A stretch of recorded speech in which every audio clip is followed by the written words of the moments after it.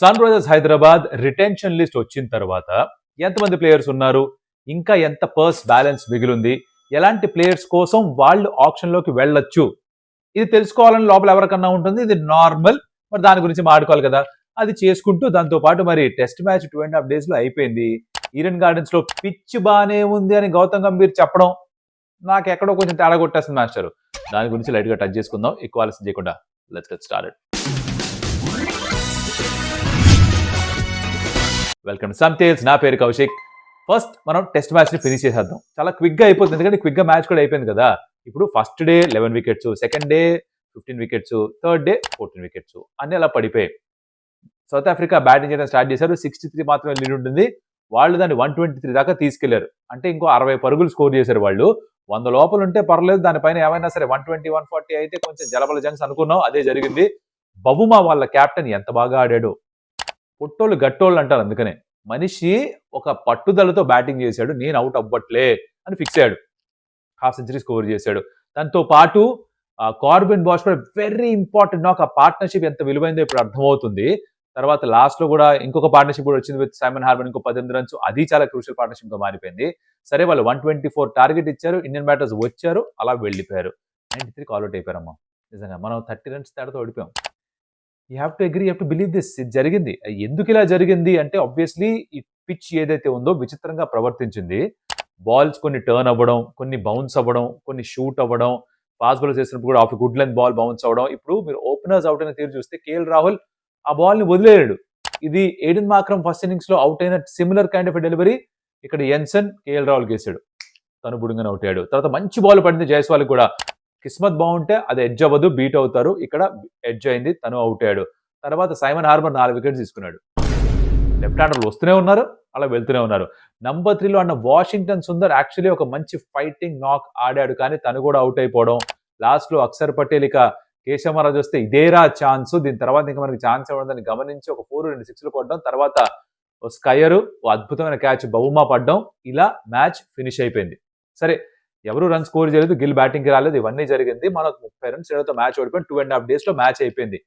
South Africa గెలిచారు, India మరోసారి ఓడిపోయింది. ఆఖరి 6 హోమ్ టెస్ట్ మ్యాచెస్ లో ఇండియా 4 ఓడిపోయారు. 3 న్యూజిలాండ్ తో, 1 సౌత్ ఆఫ్రికాతో, గెలిచిన 2 వెస్టిండీస్ తో. ఇది గుర్తుపెట్టుకోవాల్సిన విషయం. Now post match press conference కి కోచ్ గంభీర్ వచ్చారు. అక్కడ దాకా I really respect the guy, because గెలిచినప్పుడు వేరే ఎవరినో పంపించి ఓడిపోయినప్పుడు కోచ్ వస్తున్నారు to shield the team. That's the job of the coach. Kudos to Gautam Gambhir for that. But కొన్ని సమాధానాలు ఇచ్చారు. పిచ్ లో తప్పేంటి? పిచ్ లో అన్ని రాక్షసులు భూతాలు ఏమి లేవే, చాలా సింపుల్ గానే ఈజీగానే ఉంటుంది. ఇక్కడ రన్ స్కోర్ చేయొచ్చు, అప్లికేషన్ ఉండాలి.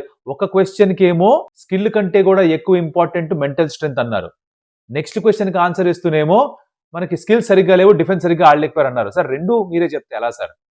నాకు అర్థం కాని విషయం. ఇంకోటి, మొత్తం మ్యాచ్ లో టాప్ స్కోర్ ఇస్ 52, ఒకే ఒక హాఫ్ సెంచరీ. మీరు పిచ్ బాగుందని ఎలా చెప్పగలుగుతారు? డెఫినెట్లీ పిచ్ ఎక్కువ టర్న్ అయింది అండ్ మేము అడిగిన పిచ్చే ఇచ్చారని చెప్పారు. ఇక్కడ కాంట్రవర్సీ అవాయిడ్ చేశారు. అంటే అందరూ కూడా ఈ ఈడెన్ గార్డెన్స్ క్యూరేటర్, పిచ్ క్యూరేటరే తప్పు, మొత్తం అంతా వాళ్ళు కావాలని చేశారు అనుకున్నారు. కానీ లేదు, గౌతమ్ గంభీర్ అడిగిందే ఇచ్చారట. సౌరవ్ గంగూలీ ఒక ట్వీట్ కూడా పెట్టారు. 4 రోజుల పాటు వాటర్ చేయకపోతే ఇగో ఇలానే ఉంటుంది, పిచ్ ఇలానే ప్రవర్తిస్తుంది అని చెప్పారు. It behaved very very very naughtily. That's the only way I can put it. But ఇక్కడ గౌతమ్ గంభీర్ ఎలా అయితే పిచ్ బానే ఉంది, మేము సరిగ్గా ఆడలేదు, దీనికంటే బాగా ఆడాలి, స్పిన్నర్స్ ని ఆడడం రాదా, టర్నింగ్ ట్రాక్ అంటున్నారు, ఫాస్ట్ బౌలర్స్ కి ఎక్కువ వికెట్స్ వచ్చాయి, ఇవన్నీ చెప్తూ వెనకేసుకొస్తున్నా కూడా you can not deny the fact that ball ఇంత జరిగింది. ప్రాబ్లం ఏంటో ఎక్స్ప్లెయిన్ చేస్తా. ఇప్పుడు ఇంత టర్న్ అసలే ప్రాబ్లం వచ్చే ముందర ఎందుకు ఇలాంటి పిచ్చెస్ కావాలంటున్నారు అంటే, టాస్ ఫ్యాక్టర్ అవ్వకూడదు. అందుకనే డే 1 నుంచి కనుక బాల్ టర్న్ అయితే టాస్ ఎవరు గెలిచినా, మేము ఫస్ట్ బౌలింగ్ చేయాల్సి వచ్చినా కూడా, అంటే ఇండియా ఫస్ట్ బౌలింగ్ చేయాల్సి వచ్చినా కూడా, it should be helpful to the spinners, మన బలం అదే అని ఒక ఆలోచన దృక్పథంతో ఈ నిర్ణయం తీసుకున్నారు. Okay, that's the rational behind this. కాకపోతే స్క్వేర్ టర్నర్స్, ర్యాంక్ టర్నర్స్ తయారు చేస్తే, ఇలా అన్ఈవెన్ బౌన్స్ ఉన్న పిచ్చెస్ తయారు చేస్తే జరిగేది ఏంటంటే, ఇండియన్ స్పిన్నర్స్ కి, ఆపోజిషన్ టీమ్ స్పిన్నర్స్ కి స్కిల్ లెవెల్లో డిఫరెన్స్ ఉన్నా కూడా రిజల్ట్స్ లో తేడా లేకుండా పోతుంది. 4 స్పిన్నర్స్ తో ఇండియా ప్లేయింగ్ లెవెన్ చేస్తే వాళ్ళు 2 స్పిన్నర్స్ తో వచ్చారు, హార్మర్ అండ్ కేశవ్ మహారాజ్. వాళ్ళిద్దరూ సరిపోయారు ఇండియన్ బ్యాటర్స్ అవుట్ చేయడానికి. స్కిల్ లెవెల్ ఆబ్వియస్లీ చాలా డిఫరెన్స్ ఉంది, కానీ వాళ్ళ స్పిన్నర్స్ కూడా ఇండియా స్పిన్నర్స్ కి ఈక్వల్ లెవెల్లో పర్ఫామ్ చేశారు. అండ్ అది ప్రాబ్లం. న్యూజిలాండ్ కూడా ఇదే జరిగింది. సంబడి లైక్ చేతేశ్వర్ పుజారా, ఒక మురళీ విజయ్, సచిన్ టెండూల్కర్, ఒక Virat Kohli at a speak, వీళ్ళు ఎలా అయితే ఒక వివిఎస్ లక్ష్మణ్, ఒక రాహుల్ ద్రావిడ్ ఎలా అయితే స్పిన్ని అంత అద్భుతంగా ఆడేవారో ఆ లెవెల్ ఆఫ్ బ్యాటింగ్ ఎబిలిటీ లేకపోతే ఇలా ఎక్స్పోజ్ అవుతాం. ఇక్కడ బ్యాటర్స్ తప్పు అని చెప్పడానికి లేదు. ఇలాంటి పిచ్చెస్ మనం టెస్ట్ మ్యాచ్ లో తప్ప ఎక్కడ తయారు చేయం. డొమెస్టిక్ లో ఇంత బీభత్సంగా పనిచేసే పిచ్చెస్ ఉండవు. అక్కడ కూడా మీరు 4 రోజులు రంజీ ట్రోఫీ మ్యాచ్ లో 3.5-4 days దాకా మ్యాచ్ వెళ్తూ ఉంటుంది. ఎప్పుడో కానీ ఇలా 2 రోజులు అయిపోయి మ్యాచ్లు ఉండవు. ఇది ఇంటర్నేషనల్ టెస్ట్ మ్యాచ్. 2.5 days లో మ్యాచ్ అయిపోయింది. దీన్ని వెనకేసుకురావడం నాకు పెద్దగా అర్థం కాలేదు. ఐ కెన్ అండర్స్టాండ్ దట్ ఇలాంటి పిచ్చెస్ మీదే ఆడతాం, మేము అడిగిందే ఇచ్చారు అని ఒప్పుకోవడం బాగానే ఉంది. కానీ ఇది బ్యాటర్స్ తప్పు అని అనకుండానే అనేశారు. అంటే బౌలర్స్ అంతకంటే ఏం చేయగలరు? అపోజిషన్ 159కి 153 కాల్అౌట్ చేశారు. బ్యాటర్స్ 123 కొట్టలేకపోయారు. Can't blame them completely. మీరు అపోజిషన్ స్పిన్నర్స్ కి వాళ్ళని రాక్షసులుగా మార్చాం మనం. అంటే అంత బాగా వాళ్ళు అంత బలవంతులుగా మార్చాం మనం. అది నేను చెప్పొచ్చే విషయం. దాన్ని అడ్రస్ చేసుకోకుండా ఇలానే చేస్తామంటే ఎటుపోతుందో అర్థం కావట్లేదు. ఇండియన్ బ్యాటర్స్ యావరేజెస్ డ్రాప్ అవ్వడానికి ప్రధాన కారణం ఇది. ఎంతోమంది కెరియర్స్ స్మాష్ అయిపోవడానికి కారణం ఇది. 2016-17 దాకా ఇండియన్ బ్యాటర్స్ అందరూ కూడా బాగా పర్ఫామ్ చేసేవాళ్ళు. ఇండియాలో ఉన్నప్పుడు రన్స్ కొట్టేవాళ్ళు. ఇప్పుడు బయట దేశాలకు వెళ్తేనే రన్ స్కోర్ చేస్తున్నారు. Anyways, my rant is done. మీరు దీని గురించి ఏమనుకున్నారు? Can let me know in the comments. Okay, దాంతో పాటు before we move to the Sunrisers Hyderabad team and their retention team and possible option picks, ఒక విషయం చెప్పాలి మీకు. అదేంటంటే ఒక కొత్త షోతో మీ ముందుకు వస్తున్నాను. That's called Kaushik and co. ఒక కొత్త యూట్యూబ్ ఛానల్, అఫ్కోర్స్ ఒక చాట్ షో, ఒక పాడ్కాస్ట్, కాన్వర్సేషన్స్ ఉంటాయి దాంట్లో. అండ్ దాని గురించి ఫస్ట్ వీడియో ఏదైతే ఉందో అది next Friday 21st November release చేయబోతున్నాం. ఆ ఛానల్ కి సంబంధించిన లింక్ నా డిస్క్రిప్షన్ లో ఉంటుంది. Please go subscribe to the channel. మీరు అక్కడికి వెళ్ళి వెయిట్ చేస్తే కాంటెంట్ చిన్న వదులుతూ ఉంటాం. అక్కడ ఏమేమి ఎక్స్పెక్ట్ చేయొచ్చో చెప్తూ ఉంటాం. అలాగే నెక్స్ట్ ఫ్రైడే వచ్చే శుక్రవారం ఫస్ట్ ఎపిసోడ్ బయటకు వస్తుంది. So I can't really wait to show you what we've done. కొన్ని ఎపిసోడ్ షూట్ చేసాం, మాకు బాగా నచ్చింది, మీకు అంతే బాగా నచ్చుతాయి కాన్వర్సేషన్స్ అని అనుకుంటున్నాం. So come join, wait for us and show us some love. Subscribe చేసుకోండి Kaushik and Koki. Thank you so much for that. Now Sunrise Hyderabad వీళ్ళు ఏం చేశారు? రిలీజ్ చేసిన లిస్ట్ ఏంటో మనకు తెలుసు, దాన్ని పక్కన పెట్టేద్దాం. మనకి ఇదంతా పని లేదు. 15 మంది ప్లేయర్స్ ఉన్నారు. మిగిలిన పర్స్ ఏదైతే ఉందో 25.5 crores. ప్లేయర్స్ ఎవరెవరు ఉన్నారో మీ స్క్రీన్ పైన మీకు కనిపిస్తుంది. వాళ్ళ స్కిల్ ఏంటి? బ్యాటర్సా, బౌలర్సా, స్పిన్నర్సా, లేకపోతే ఆల్రౌండర్సా, ఏంటో మీకు అర్థమైపోతుంది. అయితే ఇప్పుడు కావాల్సిన ప్లేయర్స్ ఎవరు అంటే ఒక 10 మంది కావాలి, 2 ఫారెన్ ప్లేయర్స్ కావాలి, మాక్సిమం 8 మంది మనం ఇండియన్ ప్లేయర్స్ ని తీసుకోవచ్చు. 25.5 crores డబ్బులు ఉన్నాయి సన్ రైజ్ హైదరాబాద్ దగ్గర. ఇది సన్ రైజ్ హైదరాబాద్ కి కావాల్సిన క్వాలిటీ ఆఫ్ ప్లేయర్స్ ఆర్ కావాల్సిన స్కిల్ ఆఫ్ ప్లేయర్స్ ఏంటి అని ఆలోచిస్తే కనుక లాస్ట్ సీజన్ లో ఉన్న ఇబ్బంది ఏంటి? బ్యాటింగ్ అలానే అగ్రెసివ్ గా ఆడతారు. అంటే ఇప్పుడు గెలిచిన అలానే గెలుస్తారు, ఓడిపోయిన అలానే గెలుస్తారు. కానీ రన్స్ కొట్టిన తర్వాత కూడా ఓడిపోయిన సందర్భాలు ఉన్నాయి. ఎందుకు అంటే బౌలింగ్ అంత గొప్పగా లేదు. Power play bowling was a concern. అంటే మనకి మంచి fast bowlers, new ball bowlers లేరు. అలాగే స్పిన్నర్స్ ఇప్పుడు కావాలి. బికాజ్ ఉన్న స్పిన్నర్స్ రిలీజ్ చేశారు. ఒక జీషాన్ మీద మాత్రమే భారం అంతా వేయలేరు. సో స్పిన్నర్స్ కావాలి. అండ్ కుదిరితే ఇండియన్ ఫాస్ట్ బౌలర్స్ కావాలి. ఆల్రౌండర్స్ దొరకగలిగితే, foreign allrounders, nothing like it. ఇవి కావాల్సిన skill set. Okay, now skill set ఇది బాగానే ఉంది, కానీ ఎటువంటి ప్లేయర్స్ ని టార్గెట్ చేయొచ్చు ఆప్షన్ లో అని మీకు ఇప్పుడు ఒక డౌట్ రావాలి. తీర్చేద్దాం. ఫారెన్ ఆల్రౌండర్స్ ఇద్దరినే పిక్ చేయొచ్చు. ఆల్రౌండర్స్ ని మనం ఉన్న డబ్బులు కూడా 25.5 crores కాబట్టి ఉన్న ఫారెన్ ప్లేయర్స్ లో ఎవరు రెగ్యులర్ గా ఆడతారు? ఓ ట్రావిస్ హెడ్ గ్యారంటీగా ఆడతాడు, as long as they're available and fit. Pat Cummins గ్యారంటీగా ఆడతాడు, ఎండ్రిక్ క్లాసన్ గ్యారంటీగా ఆడతాడు. ముగ్గురు ఆడేస్తారు.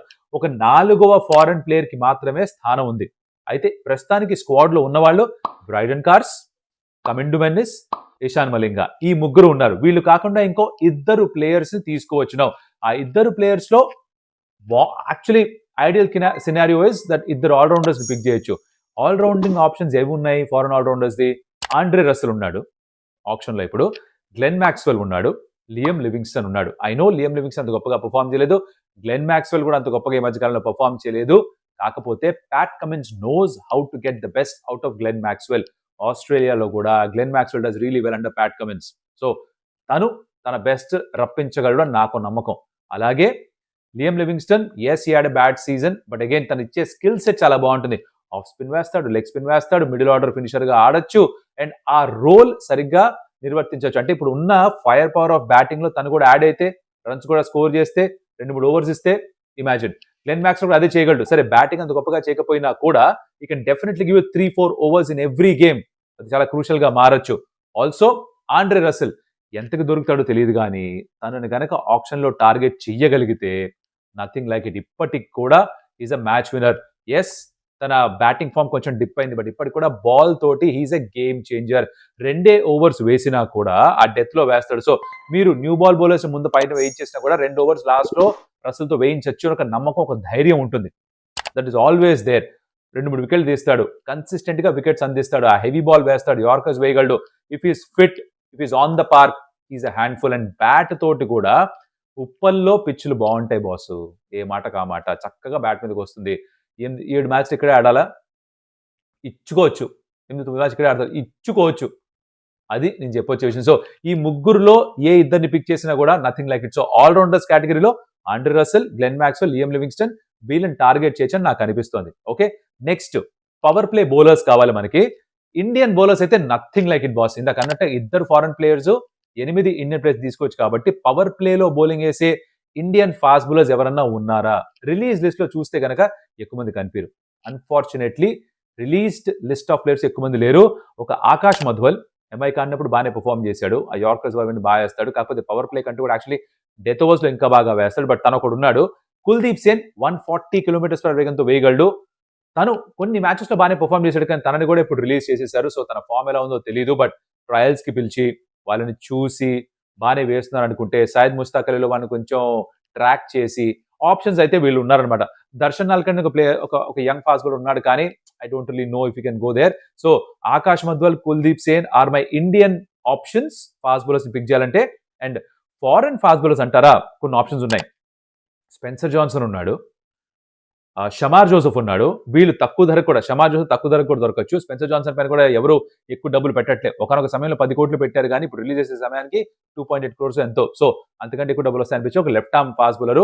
అగైన్ ప్యాట్ కమిన్స్ ఉన్నాడు, దగ్గరుండి నేర్పించగలడు, చెప్పగలడు ఏం చేయాలో. లుంగిసాని ఎంగిడి సిఎస్కే తరపున ఆడాడు, న్యూ బాల్ కూడా బాగా వేస్తాడు. ఫిట్ గా ఉంటే I think he could be a good weapon. Fazal Farooq SRS లో గతంలో కూడా ఆడున్నాడు. They had to release him during the mega auctions last time around. So తనని కనుక తిరిగి వెనక్కి తీసుకుంటే న్యూ బాల్ తో బాల్ ని మూవ్ చేస్తాడు, డెత్ ఓవర్స్ కూడా బాగానే వేయగలడు. On a very good day he'll give you 4 overs, 2 4 35 40, which is not bad at all. You can accept that. అంటే 8-10 per over ఎట్లాగో కన్సిడర్ చేస్తారు. ఒక 2-3 వికెట్లు తీసుకుంటే అది చాలా చాలా విలువైనదిగా మారుతుంది. Jason Behrendorff is a slightly left field option. అంటే అవుట్ ఆఫ్ ద బాక్స్ ఆలోచిస్తే జేసన్ బెరెండాఫ్ ని తీసుకోవచ్చు. అలాగే రైలీ మెరెడిత్ కూడా డీసెంట్ ఫామ్ లో ఉన్నాడని చెప్పి మాటలు. నౌ ఆజీ బౌలర్స్ వైపు ఎందుకు వెళ్తున్నాను? టిపికలీ ప్రతి టీమ్ కి కూడా ఒక ఫారెన్ మేకప్ ఉంటుంది. డాన్ విటోరీ ఆస్ట్రేలియాకి కూడా కోచింగ్ ప్యానెల్లో ఉన్నాడు, కోచింగ్ చేస్తున్నాడు, ఆ ప్లేయర్స్ అందరూ బాగా తెలుసు. అలాగే ప్యాట్ కమిన్స్ కెప్టెన్ గా ఉన్నాడు, ట్రావిస్ హెడ్ ఉన్నాడు. So you know that they can gel well together. So అందుకనే నేను ఫారెన్ బౌలర్స్ వైపు వెళ్తున్నాను అనమాట. సో ఇది power play bowlers. Now spinners కూడా కావాలి, ఎందుకంటే ఒక జీషాన్, హర్ష్ దూబే తప్ప స్పిన్నింగ్ ఆప్షన్స్ కనిపించవు. అభిషేక్ శర్మ మీరు స్పిన్నర్ గా కన్సిడర్ చేస్తారంటే అది మీ ఇష్టం, మీకు వదిలేస్తా. రెగ్యులర్ గా 4 ఓవర్లు అయితే వేడుతాను. బట్ స్పిన్నర్స్ ఎవరెవరు ఉన్నారంటే రిలీజ్ అయిన ప్లేయర్స్ రవి బిష్ణోయ్ ఫస్ట్ కనిపిస్తాడు. 25 కోట్లు ఉన్నాయి కాబట్టి ఒక ఆల్రౌండర్, ఒక లియామ్ లివింగ్స్టన్, ఒక గ్లెన్ మ్యాక్స్వెల్. ఎందుకంటే రసెల్ ఐ థింక్ ఇప్పటికి కూడా కొంచెం 9-10 కోట్ల రేంజ్ లోకి వెళ్ళిపోయే ప్రమాదం ఉంది. సో మొత్తం డబ్బులంతా ఇద్దరి మీద పెట్టలేరు కాబట్టి ఓ మ్యాక్స్వెల్ 1.5-2 కోట్లు దొరికితే, ఫర్ ఎగ్జాంపుల్ హైపోథెటికల్ గా ఎవరైనా ఒక ఆల్రౌండర్ ఆ ప్రైస్ దొరికితే కాస్త డబ్బులు పెట్టి రవి బిష్ణోయ్ వైపు వెళ్ళొచ్చు. మంచి డిఫెన్సివ్ లెగ్ స్పిన్నింగ్ బౌలర్, గూగ్లీసే వేస్తాడని తెలుసు, ఆయన కూడా చక్కగా వేస్తాడు. Yes, he had an off season, but Digvesh Rathi బాగా పర్ఫామ్ చేయడంతో ఎల్ఎస్జీ వదిలేశారు తన్ని. But Ravi Bishnoi I think can do a very good job. ఏదైతే రిస్ట్రిక్టివ్ బౌలింగ్ చేయాల్సి ఉంటుందో ఉప్పల్లో అది తను చేయగలడని నాకు అనిపిస్తుంది. ఇస్ వెరీ యాక్యురేట్, వికెట్లు తీస్తాడు, ఏదో చేసి వికెట్స్ తీస్తాడు. సో తను ఆర్ ఒకవేళ అది కుదరకపోతే కుమార్ కార్తికేయ సింగ్ అని లెఫ్ట్ ఆర్మ్ మిస్టరీ స్పిన్నర్ ఒకడు ఉన్నాడు, తను కూడా ట్రై చేయొచ్చు. కరణ్ శర్మ ఎక్కడికి వెళ్తే ఆ టీంకి ఐపీఎల్ గెలిపిస్తాడు. అంటే కొంతమందికి అది ఉంటుంది, ఆ గుడ్ లక్ ఉంటుంది వాళ్ళతో పాటు. ఎంఐకి ఆడినప్పుడు కూడా అడపా మంచి పర్ఫార్మెన్స్ ఇచ్చున్నాడు. తను సిఎస్కేకి ఆడున్నాడు. I think he can do that job. అంటే వన్స్ ఇన్ వైల్ ఒక 3-4 మ్యాచ్లు ఆడినా కూడా ఆడిన ప్రతిసారి 2-3 ఓవర్లు అయితే వేయగలుగుతాను. So Karan Sharma is one option. Or ఒక ఫారెన్ బౌలర్ కావాలి, మిస్టరీ ఎలిమెంట్ కావాలంటే ముజిబుర్ రెహమాన్ వైపు వెళ్ళొచ్చు. ముజిబుర్ రెహమాన్ తో ఒకటి అడ్వాంటేజ్ ఏంటంటే మీరు పవర్ ప్లేలో కూడా బౌలింగ్ చేయించవచ్చు. These are the options. Yeah, Theekshana, Wanindu Hasaranga ఉన్నారు, కానీ వనిండు హసరంగా ఆల్రెడీ ట్రై చేశారు, వర్కౌట్ కాలేదు. తీక్షణ వైపు వెళ్ళరేమో అని నాకు అనిపిస్తుంది. తీక్షణ తీసుకున్నా కూడా You can try him in the power play. So that's again one other option that is left. So ఇవి SRH దగ్గర ఉన్న options as far as released players లో ఎవరెవరిని పిక్ చేయొచ్చు. సింపుల్ గా అర్థం చేసుకుంటే ఫారెన్ ఆల్రౌండర్ కావాలి, ఒక పవర్ ప్లే బౌలర్ కావాలి, కుదిరితే ఇండియన్ ఫాస్ట్ బౌలర్ కావాలి, లేదు అంటే ఫారెన్ బౌలర్కి వెళ్ళాలి, అండ్ స్పిన్నర్స్ కావాలి. బ్యాటింగ్ ఇప్పటికే సార్టెడ్ గా ఉంది. ఆల్రౌండర్లో ఎవరైనా వస్తే వాళ్ళు కూడా బ్యాటింగ్ ఇంకా ఫైర్ పవర్ యాడ్ చేస్తారు. ఇప్పుడు మనం మాట్లాడుకుందాం ఒక typical Sunrisers Hyderabad playing 11 plus the impact sub ఎలా ఉండొచ్చు అది చూద్దాం. దాంతో వీడియో అయిపోతుంది. ఇప్పటిదాకా వీడియో నచ్చుంటే రైట్, ఈ కాన్సెప్ట్ నచ్చుంటే ఇలానే మిగతా టీమ్స్ కూడా చేద్దామంటే ఒక లైక్ కొట్టి కమెంట్ కొట్టండి. నెక్స్ట్ ఏ టీమ్ కి సంబంధించిన అనాలిసిస్ కావాలో అది కాస్త కింద రాస్తే కమెంట్ లో టీమ్ అనాలిసిస్ ఆ టీమ్ పేరు పెట్టండి. నెక్స్ట్ ఆ వీడియో చేద్దాం depending on whatever responses come. నేను అంటే ఇప్పుడు మన CSK, RCB, MI, GT, LSG, RR అలా అన్ని కవర్ చేసుకుంటూ వెళ్దాం. బట్ నెక్స్ట్ ఏ చేద్దాం మీ చేతుల్లో ఉందన్నమాట. కమెంట్ చేయండి, లైక్ చేస్తే ఎక్కువ మంది చూస్తారు, ఆటోమేటిక్ కొత్త ఆడియన్స్ వస్తారు, మీకు ఎలాగో తెలిసిన విషయమే. సరే, now it's time to talk about the probable playing 11 plus the impact sub for Sunrisers Hyderabad. Travis Head, Abhishek Sharma, no brainer boss, పెట్టేసేయండి. Ishan Kishan, I still go with him. నాకు తెలుసు ఒకటే సెంచరీ స్కోర్ చేశాడు, but you have to back the guy. తను తీసుకొచ్చినప్పుడు back చేయండి, support ఇవ్వండి, confidence ఇవ్వండి, he can come good. Nitish Kumar Reddy or Klaasen, depending on మీరు ఎవరిని ఇప్పుడు పంపిద్దాం అనుకుంటున్నారో వాళ్ళలో మార్చుకోవచ్చు. Then Aniket Varma, fantastic form లో ఉన్నాడు, టాప్ 6 అయిపోయింది. తర్వాత ఈ కొత్త ఆల్రౌండర్ ఎవరైతే వస్తారో వాళ్ళన్న పెట్టచ్చు, ఆర్ బ్రైడన్ కార్సన్ ఆడించవచ్చు. Right, this is your 7. Then you've got your Pat Cummins at number 8, making your 11 basically. Harsh Dubey as a left arm spinner, or ఇంకో కొత్త స్పిన్నర్ ఎవరైతే వస్తారో వాళ్ళు. హోప్ఫుల్లీ ఒక ఇండియన్ స్పిన్నర్ అయితే ఇండియన్ స్పిన్నర్ పెట్టచ్చు, బికాజ్ మనకి ఫారెన్ కోటా పూర్తయిపోతుంది ఇక్కడ, అదర్వైజ్ అర్థమవుతుందా. లేదా ఒక ఇండియన్ ఫాస్ట్ బౌలర్ అయినా పెట్టచ్చు డిపెండింగ్ ఆన్ ది కండిషన్స్.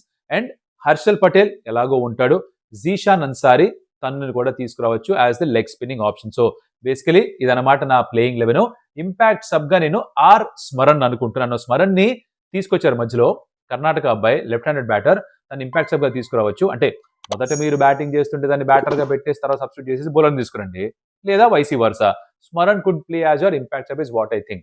ఇది నా potential playing 11 plus the impact sub. So కొత్తగా వచ్చిన వాళ్ళు ఎక్కడ ఫిట్ అవుతారు, ఆ బ్రైడన్ కార్స్ దగ్గర ఒక ఆల్రౌండర్ అన్నా, హర్ష్ దుబే ప్లేస్ లో వేరే స్పిన్నర్ అయినా, ఆర్ ఇంకొక ఇండియన్ ఫాస్ట్ బౌలర్ అయినా, అండ్ జీషాన్ అన్సారీ స్పేస్ లో కూడా ఒక స్పిన్నర్ తీసుకోవచ్చు. ఇప్పుడు ఇలా చూస్తే కనుక మీరు 4 ఫారెన్ ప్లేయర్ ఆప్షన్స్ ఎవరు, ట్రావిస్ హెడ్ అయిపోయాడు, క్లాసన్ అయిపోయాడు, ప్యాట్ కమిన్స్ అయిపోయాడు, ఆ కార్స్ కానీ ఇంకొక ఆల్రౌండర్ కానీ 4 అయిపోయారు.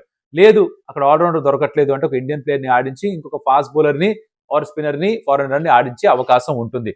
అలాగే బౌలింగ్ ఆప్షన్స్ చూస్తే you got Pat Cummins, you got Harshal Patel, Zeeshan Ansari, Brydon Carse or the new allrounder Nitish Kumar Reddy కూడా వేస్తాడు.